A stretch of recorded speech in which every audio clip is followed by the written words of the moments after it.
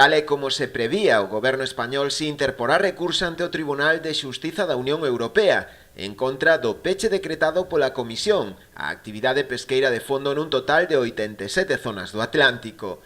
Segundo explicou o ministro de Agricultura, Pesca e Alimentación, Luís Planas, durante a súa comparecencia de hoxe no Congreso dos Deputados, o Executivo Central asumirá a representación do conxunto do sector pesqueiro español, que se verá sumamente afectado por esta decisión.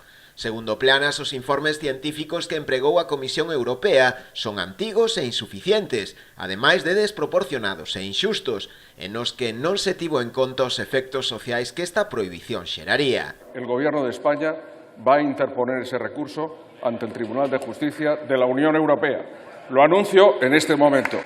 Y lo va a hacer porque asume la representación del conjunto del sector y defiende sus intereses.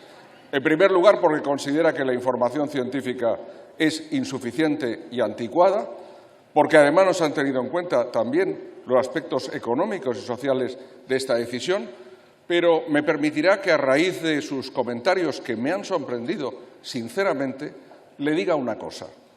Cuando se quiere defender los intereses de nuestros pescadores, del sector pesquero, y los intereses de España, el Partido Popular lo tiene muy fácil.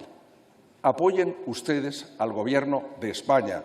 Apoyen ustedes la acción del Gobierno de España. O regulamento da Unión Europea entrará en vigor este próximo luns, polo que o sector está en guerra. Máis de 200 barcos en toda Galicia veríanse afectados por esta decisión, abocando a paralización ou despezamento a boa parte da flota. Ademais de mostrar a súa total oposición a esta medida, o sector prepara movilizacións, como a que está convocada para este vindeiro sábado en Ribeira, baixo lema Sen o mar morremos.